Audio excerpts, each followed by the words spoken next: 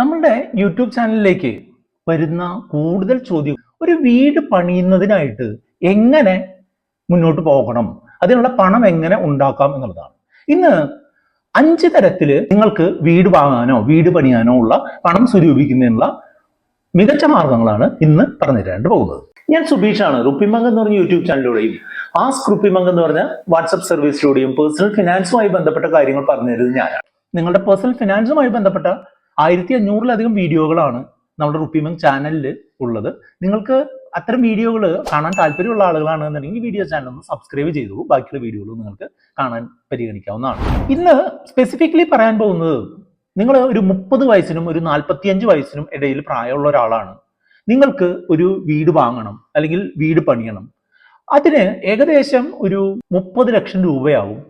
അതിന്റെ ബാധ്യത എനിക്കൊരു 10 വർഷത്തിനുള്ളിൽ ഒതുക്കുകയും വേണം എന്നുള്ള ഒരു കണ്ടീഷനാണ്. അതായത് 10 വർഷം കൊണ്ട് തിരിച്ചടയ്ക്കുന്ന രീതിയിൽ ഒരു 30 ലക്ഷം രൂപ എങ്ങനെ കണ്ടെത്താം എന്നുള്ളതാണ് ഈ വീഡിയോയിൽ പറഞ്ഞു തരുന്നത്. നിങ്ങൾ എപ്പോഴും ശ്രദ്ധിക്കേണ്ടത് എന്താണെന്ന് വെച്ചാൽ, നിങ്ങൾ ഈ 30 ലക്ഷം എന്നുള്ളത് 25 ആണെന്നുണ്ടെങ്കിൽ ഞാൻ ഈ പറയുന്നതിന്റെ ഒരു പ്രൊപ്പോർഷനായിട്ട് കുറഞ്ഞിട്ടുള്ള ഒരു വാല്യൂ എടുക്കുക. അതല്ല 30 ലക്ഷത്തിന് വരെ 60 ലക്ഷത്തിന്റെ വീടാണ് നിങ്ങൾ വാങ്ങണമെന്നുണ്ടെങ്കിൽ ഞാൻ ഈ പറയുന്നതിന്റെ ഇരട്ടി നിങ്ങൾ കോൺട്രിബ്യൂട്ട് ചെയ്തിട്ട് നിങ്ങൾ മുന്നോട്ട് പോകേണ്ടതായിട്ട് വരും. എന്തായാലും ഞാൻ ഈ വീഡിയോയുടെ 5 ഡിഫറെന്റ് വഴികൾ പറഞ്ഞു തരാനായിട്ട് ശ്രമിക്കും. വീട് പണിയാൻ സാധാരണ ഒരു ആളാണെന്നുണ്ടെങ്കിൽ ചെറിയൊരു തുകയൊക്കെയാണ് സ്റ്റാർട്ടിംഗ് ആയിട്ട് കയ്യിലുണ്ടാവുക മിക്കവാറും ആളുകളുടെ. അല്ലെങ്കിൽ 1 രൂപ പോലും കയ്യിലില്ലാതെ വീട് പണിയണമെന്ന് ആഗ്രഹിക്കുന്ന ആളുകളും ഉണ്ട്. പക്ഷെ എപ്പോഴും ഞാൻ പറയുകയാണെന്നുണ്ടെങ്കിൽ, നിങ്ങളുടെ ഒരു 40 ലക്ഷം രൂപ ബഡ്ജറ്റുള്ള ഒരു വീടാണെന്നുണ്ടെങ്കിൽ 10 ലക്ഷം നിങ്ങൾ മറ്റു രീതിയിൽ തയ്യാറാക്കി വെക്കുന്നത് നന്നായിരിക്കും. ബാക്കി 30 ലക്ഷം ബാക്കിയുള്ള കാര്യങ്ങളിൽ നിന്ന് തയ്യാറാക്കുക എന്നുള്ള ഒരു രീതിയായിരിക്കും നന്നാവുക കേട്ടോ. അതായത് മൊത്തം കടമായിട്ട് നിങ്ങൾ വീട് പണിയുന്നത് അത്ര ബുദ്ധിപരമായിട്ടുള്ള തീരുമാനമായിരിക്കില്ല എന്നാണ് ഞാൻ പറഞ്ഞു വന്നത്. ഇങ്ങനെ കടമായിട്ട് വാങ്ങുക എന്നുള്ളതാണ് കയ്യിൽ പൈസ ഇല്ലാത്തവന് ചെയ്യാൻ പറ്റുന്ന ഏക കാര്യം, അല്ലേ?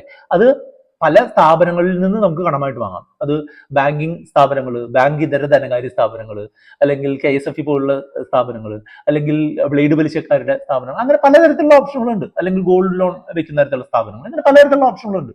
പക്ഷേ ഏറ്റവും എഫിഷ്യന്റ് ആയിട്ട്, ഏറ്റവും നല്ല രീതിയിൽ, ഏറ്റവും കുറഞ്ഞ ചെലവോടുകൂടി നമുക്ക് എങ്ങനെ ചെയ്യാമെന്നുള്ളതാണ് ഇതിലെ 5 ഓപ്ഷനുകളിലൂടെ ഞാൻ പരിചയപ്പെടും. ഒരു വീട് പണിയാനുള്ള ഒരു ലോണിന് വേണ്ടി നമ്മൾ ഒരു ബാങ്കിനെ സമീപിക്കുകയാണെന്നുണ്ടെങ്കിൽ ബാങ്ക് മിക്കവാറും നമ്മുടെ സ്ഥലത്തിനും നമ്മൾ പണിയാൻ പോകുന്ന വീടിന്റെ ആ ഒരു അളവിനും അനുസരിച്ചുള്ള ലോണാണ് തരിക എന്നുള്ളത് നിങ്ങൾ മനസ്സിലാക്കുക.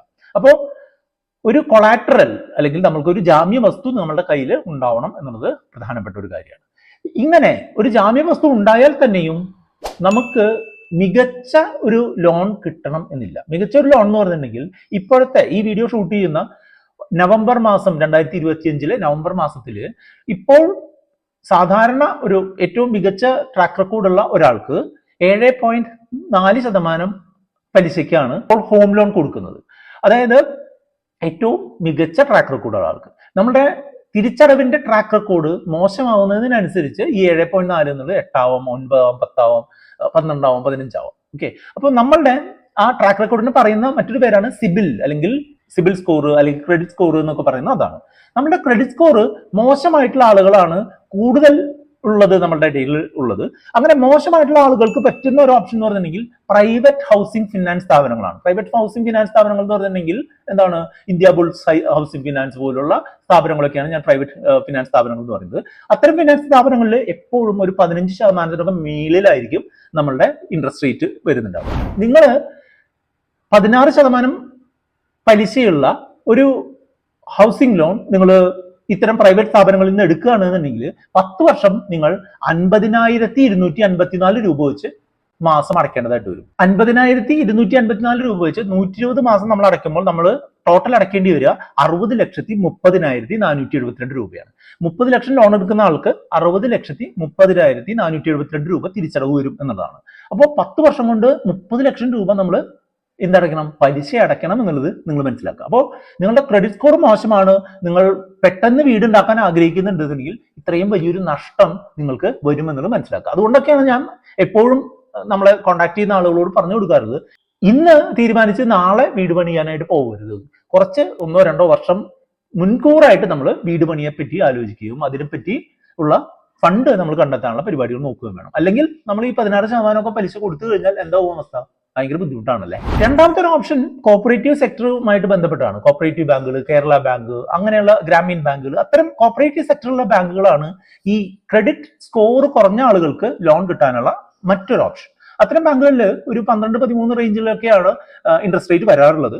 ഇപ്പൊ 12% പലിശ വെച്ച് 30 ലക്ഷം രൂപ നമ്മൾ ലോൺ എടുക്കുകയാണെന്നുണ്ടെങ്കിൽ 43,041 രൂപയാണ് ഒരു മാസം അടയ്ക്കുന്നത്. അങ്ങനെ 120 മാസം അടച്ചു കഴിഞ്ഞിട്ടുണ്ടെങ്കിൽ 51,64,954 രൂപ നമ്മൾ റീപേയ്മെന്റ് ആയിട്ട് അടയ്ക്കേണ്ടതായിട്ട് വരും. കോപ്പറേറ്റീവ് സ്ഥാപനങ്ങളിൽ നിന്ന് നമ്മൾ ഒരു 30 ലക്ഷം രൂപ ലോൺ എടുത്താൽ 21 ലക്ഷം രൂപ നമ്മൾ ഇൻട്രസ്റ്റ് ആയിട്ട് 10 വർഷം കൊണ്ട് കൊടുക്കേണ്ടതായിട്ട് വരും. അതും അത്ര മികച്ചൊരു തീരുമാനമായിരിക്കില്ല, എങ്കിലും പ്രൈവറ്റ് സ്ഥാപനങ്ങളെക്കാൾ കുറച്ചുകൂടെ നന്നായിരിക്കാനുള്ള സാധ്യതയാണ് ഈ കോപ്പറേറ്റീവ് സ്ഥാപനങ്ങൾ. മൂന്നാമത്തെ ഒരു ഓപ്ഷൻ, ഇപ്പൊ ഗോൾഡ് ഒക്കെ ഉള്ള ആളാണെന്നുണ്ടെങ്കിൽ ഗോൾഡ് വെച്ചിട്ട് നമുക്ക് ലോൺ എടുക്കാനായിട്ട് സാധിക്കും. 10% ഒരു ആവറേജ് ഉള്ള ഒരു ഗോൾഡ് ലോണിന് നമുക്ക് ഇൻട്രസ്റ്റ് റേറ്റ് കണ്ടുപിടിക്കാനായിട്ട് സാധിക്കുക. അതും ഒരു EMI രീതിയിലാണ് നമ്മൾ തിരിച്ചടയ്ക്കുന്നതെന്നുണ്ടെങ്കിൽ 39,645 രൂപ നമ്മൾ തിരിച്ചടക്കേണ്ടതായിട്ട് വരും ഒരു മാസം. അതായത് നമ്മൾ 30 ലക്ഷം രൂപയ്ക്കുള്ള ഗോൾഡ് നമ്മൾ അവിടെ പ്ലഡ്ജ് ചെയ്ത് 30 ലക്ഷം രൂപ വാങ്ങിക്കഴിഞ്ഞിട്ടുണ്ടെങ്കിൽ 39,645 രൂപ ഓരോ മാസവും വെച്ച് 120 മാസം അടച്ചാലാണ് 47,57,427 രൂപ നമ്മൾ മൊത്തം തിരിച്ചടവ് വേണ്ടി വരിക. അതായത് 17 ലക്ഷത്തോളം രൂപ നമ്മൾ ഗോൾഡ് ലോൺ വഴി തിരിച്ചടയ്ക്കേണ്ടതായിട്ട്. ഈ ഗോൾഡ് ലോൺ ഈ 10 വർഷത്തേക്ക് മൊത്തത്തിൽ കിട്ടില്ല എന്നുള്ളത് നിങ്ങൾ മനസ്സിലാക്കുക. ഗോൾഡ് ലോൺ മിക്കവാറും ഓരോ വർഷം റിന്യൂ ചെയ്ത് പോവേണ്ടതാണ്. അപ്പൊ അതിനൊരു അഡീഷണൽ ആയിട്ടുള്ള കോസ്റ്റ് ഉണ്ടാവാം. ഒരു 47 ലക്ഷം എന്നുള്ളതിന് പകരം ഒരു 48 ലക്ഷം തന്നെ തിരിച്ചടവ് വന്നേക്കാം എന്നുള്ളത് നിങ്ങൾ മനസ്സിലാക്കുക. അപ്പോൾ ഗോൾഡും അത്ര ഒരു മികച്ച ഓപ്ഷൻ അല്ല. അപ്പോൾ ഈ 3 ഓപ്ഷനുകൾ നിങ്ങളുടെ ക്രെഡിറ്റ് സ്കോർ മോശമായിട്ടുള്ള ഒരാൾക്ക് ഒരു വീട് വെക്കാൻ പോകുമ്പോൾ നമ്മൾ ഇരട്ടിയോളം തുകയൊക്കെ നമ്മൾക്ക് ചെലവ് വരുന്ന ഒരു സിറ്റുവേഷൻ ഉണ്ട്. അങ്ങനെയുള്ള ആളുകൾക്കാണ് ഞാൻ അടുത്തതായിട്ട് പറഞ്ഞു തരാൻ പോകുന്ന മികച്ച ഒരു തീരുമാനം നിങ്ങൾക്ക് ഹെൽപ്ഫുൾ ആവുന്നത്. ഞാൻ പറഞ്ഞു തരാൻ പോകുന്നത് നമ്മളുടെ സാധാരണ KSFE ചിട്ടുകളെ പറ്റിയാണ്. നിങ്ങൾക്കൊരു 30 ലക്ഷം രൂപ ആവശ്യമുണ്ട്, നിങ്ങൾക്ക് കുറച്ച് സമയം കഴിഞ്ഞിട്ട് മതി ഈ വീട് പണി സ്റ്റാർട്ട് ചെയ്യുന്നത് എന്നുണ്ടെങ്കിൽ നിങ്ങൾക്ക് ചെയ്യാൻ പറ്റുന്ന ഏറ്റവും മികച്ച ഓപ്ഷനാണ് KSFE ചിട്ടുകൾ വഴി നിങ്ങളുടെ ഈ കാര്യങ്ങൾ ചെയ്യുക എന്നുള്ളത്. ഈ സിറ്റുവേഷനിൽ 10,000 × 100 10,000 രൂപ വെച്ച് 100 മാസത്തെ ചിട്ടികൾ, 10 ലക്ഷം രൂപയുടെ ചിട്ടികൾ 4 എണ്ണം നിങ്ങൾ എടുക്കുക. അതായത് ഒരു മാസം 10,000ന്റെ 4 ഇൻസ്റ്റാൾമെന്റുകൾ നിങ്ങൾ അടയ്ക്കുന്ന രീതിയിൽ നിങ്ങൾ ഒരു 4 ചിട്ടികൾ നിങ്ങൾ എടുക്കുക. അപ്പൊ നിങ്ങൾ ടോട്ടൽ നിങ്ങളുടെ സ്ഥലം എന്ന് പറഞ്ഞിട്ടുണ്ടെങ്കിൽ 10 ലക്ഷം × 4 40 ലക്ഷം രൂപയാണ്. നിങ്ങൾ ആവറേജ് നിങ്ങൾ അടയ്ക്കേണ്ടതായിട്ട്, അല്ലെങ്കിൽ നിങ്ങൾ ഒരു തുടക്കത്തിൽ നിങ്ങൾ അടയ്ക്കേണ്ടതായിട്ട് വരിക 8,750 രൂപയാണ് ഒരു ചിട്ടിക്ക് ഒരു മാസം അടയ്ക്കേണ്ടി വരിക. അതായത് 8,750 × 4 എന്ന് പറയുമ്പോൾ 35,000 രൂപ വെച്ച് ഓരോ മാസം നിങ്ങൾ അടയ്ക്കേണ്ടതായിട്ട് വരും. അങ്ങനെ അടച്ച് ചിട്ടി മുന്നോട്ട് പോയി കഴിഞ്ഞിട്ടുണ്ടെങ്കിൽ അടുത്ത ഒരു 30-40 മാസം നിങ്ങൾക്ക് ഈ 35,000 രൂപ വെച്ച് അടച്ചാൽ മതിയാവും. അതിനിടയിൽ നിങ്ങൾക്ക് മാക്സിമം എമൗണ്ടിന് നിങ്ങൾ പിടിച്ചെടുത്താലും, ഈ ചിട്ടി പിടിച്ചെടുത്തു എന്ന് വരിക, അതായത് 7.5 ലക്ഷം രൂപയ്ക്ക് നിങ്ങൾ ചിട്ടി പിടിച്ചെടുത്തു കഴിഞ്ഞിട്ടുണ്ടെങ്കിൽ 10 ലക്ഷം രൂപയുടെ ചിട്ടി 7.5 ലക്ഷം രൂപയ്ക്ക് പിടിച്ചെടുത്തു കഴിഞ്ഞിട്ടുണ്ടെങ്കിൽ നിങ്ങളുടെ കയ്യിൽ ഈ 4 ചിട്ടികൾ നിങ്ങൾ കണ്ടിന്യൂസ് ആയിട്ട് വിളിച്ചെടുക്കുകയാണ് എന്നുണ്ടെങ്കിൽ നിങ്ങൾക്ക് 30 ലക്ഷം രൂപയ്ക്ക് അടുത്തുള്ള ഒരു എമൗണ്ട് നിങ്ങൾക്ക് കിട്ടും. അത് ഉപയോഗിച്ച് നിങ്ങൾക്ക് വീട് പണിയാം. പക്ഷേ നിങ്ങൾക്ക് ഈ 30 ലക്ഷം രൂപയ്ക്ക് തത്തുല്യമായിട്ടുള്ള ജാമ്യം നിങ്ങൾ കൊടുക്കേണ്ടി വരും. ജാമ്യമായിട്ട് നിങ്ങളുടെ സ്ഥലത്തിന്റെ ആധാരം വെച്ച് നിങ്ങൾക്ക് പ്ലഡ് ചെയ്യാം. അതല്ലാന്നുണ്ടെങ്കിൽ നിങ്ങൾക്ക് ഗോൾഡ് നിങ്ങൾക്ക് പ്ലഡ് ചെയ്യാം. ചെറിയ തുകകൾ ഒക്കെ നമുക്ക് കേരള സർക്കാർ ജീവനക്കാരുടെ ജാമ്യം വഴി നിങ്ങൾക്ക് പ്ലഡ് ചെയ്യാം. അല്ലെങ്കിൽ മറ്റുള്ള ആളുകളുടെ ചിട്ടി പാസ്ബുക്കുകൾ നിങ്ങൾക്ക് ജാമ്യമായിട്ട് വയ്ക്കാം. അങ്ങനെ പലതരത്തിലുള്ള ഓപ്ഷനുകൾ ഉപയോഗിച്ച് നിങ്ങൾക്ക് KSFE ചിട്ടിയിൽ നിന്ന് 7.5 ലക്ഷം രൂപ വെച്ച് 4 ചിട്ടികൾ നിങ്ങൾക്ക് തിരികെ എടുക്കാനായിട്ട് സാധിക്കും. അപ്പോൾ ഞാൻ പറഞ്ഞു വന്നത് എന്താണെന്ന് വെച്ചാൽ 10 ലക്ഷം രൂപയുടെ 4 ചിട്ടികൾ ചേരുകയും അത് ഒരു നമ്മുടെ ആവശ്യത്തിനനുസരിച്ചും അവിടുത്തെ ഒരു ചിട്ടികൾ നടന്നു പോകുന്നതിന്റെ ഒരു രീതി അനുസരിച്ചും അത് വിളിച്ചെടുക്കുക എന്നുള്ളതാണ്. തുടക്കത്തിലൊന്നും നിങ്ങൾക്ക് ഈ 7.5 ലക്ഷം രൂപ കിട്ടുന്നതിനുള്ള വിളിച്ചെടുക്കാനായിട്ട് എളുപ്പത്തിൽ പറ്റില്ല. പക്ഷെ നിങ്ങൾ അവിടെ ഒരു പ്രോക്സി കൊടുക്കുക. അതായത് നിങ്ങൾ പറയുകയാണെന്ന് എനിക്ക് 7.5 ലക്ഷം രൂപയ്ക്ക് വേണ്ടിയിട്ട് ഞാൻ എപ്പോൾ വേണമെങ്കിലും വിളിച്ചെടുക്കാൻ റെഡിയാണ് എന്ന് പറയുകയാണെന്നുണ്ടെങ്കിൽ പല ആളുകൾ ആ 7.5 ലക്ഷം രൂപയ്ക്ക് റെഡി ആയിട്ടുണ്ടെന്നുണ്ടെങ്കിൽ നിങ്ങളുടെ പേരുകൾ നറുക്കെടുത്ത് നിങ്ങൾ ഭാഗ്യവാനാണെന്നുണ്ടെങ്കിൽ നിങ്ങൾക്ക് ആ മാസം തന്നെ നിങ്ങൾക്ക് 7.5 ലക്ഷം രൂപയ്ക്ക് ചിട്ടി കിട്ടും. അപ്പൊ അങ്ങനെ നിങ്ങൾ ഓരോ ചിട്ടികൾ കിട്ടുന്നതിനനുസരിച്ച് നിങ്ങളുടെ കാര്യങ്ങൾ സ്റ്റേജ് ബൈ സ്റ്റേജ് ആയിട്ട് ചെയ്യുകയാണ് എന്നുണ്ടെങ്കിൽ നിങ്ങൾക്ക് ഒരു ചിട്ടി തീരുമ്പോൾ നിങ്ങളുടെ ഫൗണ്ടേഷനും നിങ്ങളുടെ ഒരു ബ്രിക്ക് വർക്കും ചെയ്യുക, രണ്ടാമത്തെ ചിട്ടി കിട്ടുമ്പോൾ നിങ്ങളുടെ ഒരു വാർപ്പ് അല്ലെങ്കിൽ കോൺക്രീറ്റ് കാര്യങ്ങൾ ചെയ്യുക, മൂന്നാമത്തെ ചിട്ടി കിട്ടുമ്പോൾ നിങ്ങളുടെ തേപ്പുമായിട്ട് ബന്ധപ്പെട്ട കാര്യങ്ങൾ ചെയ്യുക, നാലാമത്തെ ചിട്ടി കിട്ടുമ്പോൾ നിങ്ങളുടെ പെയിന്റിങ്ങും മറ്റുള്ള ഫർണിഷിങ്ങുമായിട്ടുള്ള കാര്യങ്ങൾ ചെയ്യുക. അങ്ങനെ ഒരു സ്റ്റേജ് ബൈ സ്റ്റേജ് ആയിട്ട് നിങ്ങൾക്ക് കാര്യങ്ങൾ മുന്നോട്ട് കൊണ്ടുപോകാൻ പറ്റുന്നുണ്ടെന്നുണ്ടെങ്കിൽ വളരെ മികച്ച രീതിയിൽ മാനേജ് ചെയ്യാനായിട്ട് പറ്റും. ഇപ്പം ഞാൻ KSFE-യുടെ ചിട്ടി ഡേറ്റകൾ അനലൈസ് ചെയ്യുന്ന വഴി എനിക്ക് മനസ്സിലായിട്ടുള്ള എന്താണെന്ന് വെച്ചാൽ ഈ ചിട്ടിയിൽ തിരിച്ചടയ്ക്കാൻ പോകുന്നത് ഒരു ചിട്ടിയിൽ 9 ലക്ഷം രൂപ വെച്ച് 4 ചിട്ടികളിലായിട്ട് 36 ലക്ഷം രൂപയാണ് നമ്മൾ തിരിച്ചടയ്ക്കാൻ പോകുന്നത്. അതായത് നമ്മൾക്ക് 30 ലക്ഷം കിട്ടുന്നതിന് പകരമായിട്ട് നമ്മൾ മാക്സിമം അടയ്ക്കുന്നത് 36 ലക്ഷമാണ്. നമ്മൾ നേരത്തെ കണ്ട ഉദാഹരണങ്ങളിൽ 60 ലക്ഷവും 51 ലക്ഷവും 47 ലക്ഷവും ഒക്കെ നമ്മൾ തിരിച്ചടയ്ക്കേണ്ടതായിട്ട് വരുന്നുണ്ട് അല്ലെ. അതിന് പകരമായിട്ട് വെറും 6 ലക്ഷം രൂപ മാത്രം പലിശ കൊടുത്തുകൊണ്ട് അല്ലെങ്കിൽ നമുക്ക് നഷ്ടം വരുത്തിക്കൊണ്ട് നമുക്ക് വീട് പണിയുന്നതിനായിട്ടൊരു ഓപ്ഷനാണിത്. ഇതിൽ പക്ഷേ നമ്മൾ ചിട്ടി ചേർന്ന് പിറ്റേ മാസം തൊട്ട് തന്നെ നമുക്ക് ചിട്ടി കിട്ടുമെന്നുള്ള ഉറപ്പില്ലാത്തതുകൊണ്ട് നമ്മൾ എപ്പോഴും ചിട്ടി മുൻകൂറായിട്ട് ചേർന്നിരിക്കുക. അതായത് ഇപ്പോൾ 2027 നമുക്ക് വീട് പണിയണമെന്നുണ്ടെങ്കിൽ നമ്മൾ ഇപ്പോൾ തന്നെ നമ്മൾ ചിട്ടി ചെയ്യുക. ഇനി ഇത് ക്രെഡിറ്റ് സ്കോറുമായിട്ട് ഇതിന് ബന്ധമില്ല എന്നുള്ളതാണ് പ്രധാനപ്പെട്ട കാര്യം. അതായത് നമ്മൾക്ക് KSFE പണം തരണമെന്നുണ്ടെങ്കിൽ അതിന് തത്തുല്യമായിട്ടുള്ള സെക്യൂരിറ്റി കൊടുത്താൽ മതി. അപ്പോൾ ക്രെഡിറ്റ് റേറ്റിംഗ് കുറഞ്ഞിട്ടുള്ള ആളുകൾക്ക് പറ്റുന്ന മികച്ച ഓപ്ഷനാണ് ചിട്ടികൾ എന്നുള്ളതാണ് എൻ്റെ അഭിപ്രായം. ഇനി ക്രെഡിറ്റ് റേറ്റിംഗ് നല്ല റേറ്റിംഗ് ഉള്ള 900-800 റേറ്റിംഗ് ഒക്കെ ഉള്ള ആളുകൾക്ക് ഈ ഓപ്ഷന് പോവേണ്ട കാര്യമില്ല എന്നുള്ളതാണ് ഞാൻ അഭിപ്രായപ്പെടുന്നത്. കാരണം എന്താണെന്ന് വെച്ചാൽ ഇത് നമുക്ക് വെയിറ്റ് ചെയ്തിട്ടാണ് നമുക്ക് ഈ വീട് പണിയാനായിട്ട് വരുന്നത്. ഇന്ന് വീട് പണിയെന്ന് ആഗ്രഹിച്ച് നാളെ പോയിട്ട് വീട് പണി തുടങ്ങുന്ന അല്ലെങ്കിൽ അത് പ്രൊസീഡ് ചെയ്യാൻ പറ്റില്ല എന്നുള്ളൊരു ബുദ്ധിമുട്ടുണ്ട്.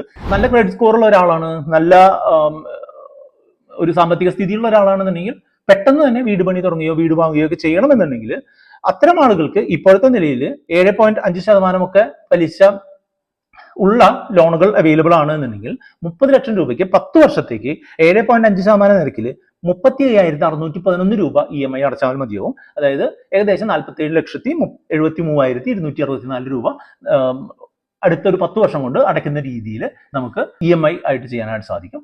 അത് സാധാരണ ബാങ്കുകളുടെ ഹോം ലോൺ ആണ്. ക്രെഡിറ്റ് സ്കോർ നന്നായിട്ടുള്ള ആളുകൾക്ക് മാത്രമേ അത് കിട്ടുള്ളൂ.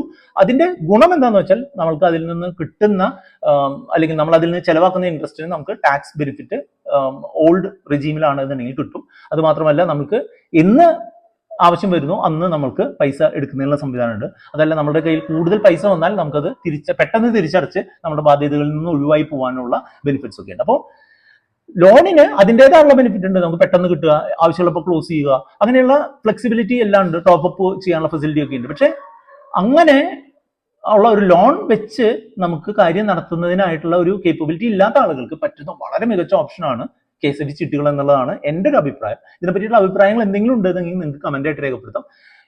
ഇതുപോലെ നിങ്ങൾക്ക് നിങ്ങളുടെ പേഴ്സണൽ ഫിനാൻസുമായി ബന്ധപ്പെട്ട എന്തെങ്കിലും കാര്യങ്ങളിൽ എന്തെങ്കിലും ഡയറക്ഷൻ വേണമെന്നുണ്ടെങ്കിൽ നമ്മുടെ വാട്സ്ആപ്പ് നമ്പർ ആയിട്ടുള്ള 8848030018 കോൺടാക്ട് ചെയ്യാം. വീഡിയോ ഒന്ന് ലൈക്ക് ചെയ്യാനും കൂട്ടുകാരുമായിട്ട് ഷെയർ ചെയ്യാനും ഒന്ന് മറക്കണ്ട.